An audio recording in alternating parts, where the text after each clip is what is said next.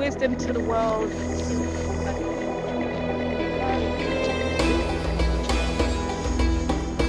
Their beach, Luxor. Ramses IX was the 8th ruler of the 20th dynasty in the New Kingdom period of ancient Egypt. He re-established stability in the country after the chaotic period following the death of Ramses VI.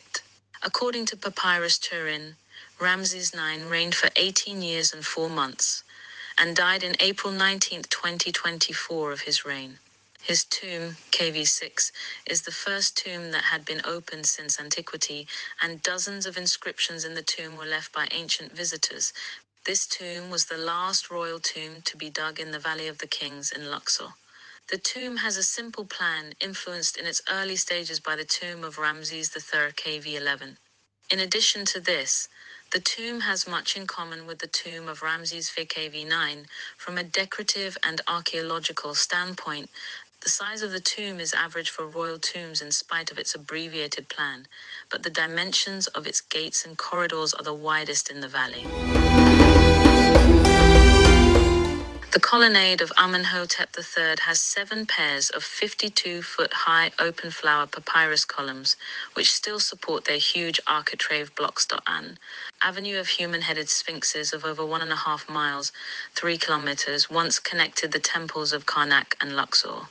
This road was used once a year during the Opet festival, when the Egyptians paraded along it carrying the statues of Amun and Mut in a symbolic reenactment of their marriage. At Luxor Temple, Amun was magically transformed into Min, the god of fertility. Around 1,350 Sphinx statues are thought to have lined this road together with bark chapels stocked with offerings. Queen Hatshepsut, 1479 to 1425 BC, built 6 of these chapels, each of which had a precise function, such as to cool the awe of Amun or to receive the beauty of Amun. The construction of the Avenue of Sphinxes was begun during the New Kingdom and finished during 30th dynasty rule of Nectanebo, R. 380 to 362 BC. The road was renovated by the Ptolemaic Queen Cleopatra, 51 to 30 BC, and later used by the Romans. Recently, 850 Sphinx fragmented have been discovered along a section of Sphinx Road built Amenhotep III, 1390 to 1352 BC. The reliefs on the walls of the hall bear the names of Tutankhamun, Horemheb, Seti I, Ramesses II, and Seti II. Tutankhamun decorated the eastern walls, but Horemheb later erased the name of the boy king and inscribed his own. Luxor Colonnade of Amenhotep III reconstruction. The colonnade of Amenhotep III, Feast of Amun in the Apse, took place around the middle of the inundation period and lasted 24 days. The sacred boats of the Theban triad were brought from Karnak and carried into the temple of Luxor. There would have been a great procession with musicians, dancers, priests, soldiers, and the chariots of the king. They would have been received at Luxor temple by the priestesses with flowers and offering. Later in the evening, the sacred boats would return home to Karnak. Strangely, this boat procession ceremony is still practiced today, although for a different reason. Each year during the Sufi Sheikh Insuf's festival, a boat is carried from the Mosque of Al-Hajjaj into the streets of Luxor.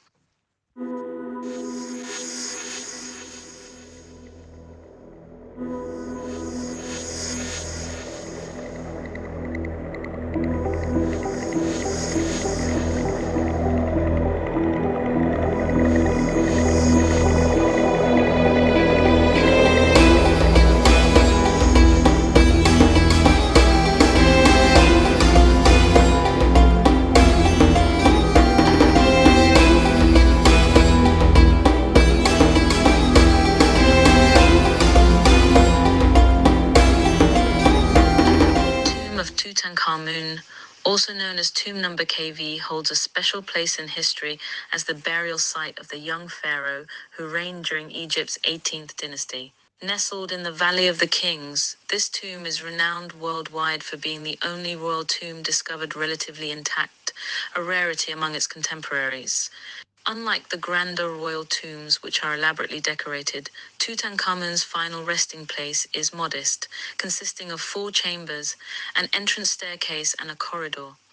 Originally intended for a non-royal, the tomb was adapted for Tutankhamun following his untimely death. Despite its smaller scale, the tomb's contents are no less spectacular. It was filled with a remarkable assortment of funerary goods and personal possessions, including coffins, furniture, clothing, and jewelry. These items were densely packed into the limited space, a testament to the young king's status and the Egyptian traditions of equipping the deceased for the afterlife. The discovery of Tutankhamun's tomb remains one of the most significant archaeological achievements to date, its treasures offering a peerless glimpse into ancient Egypt's rich and enduring legacy.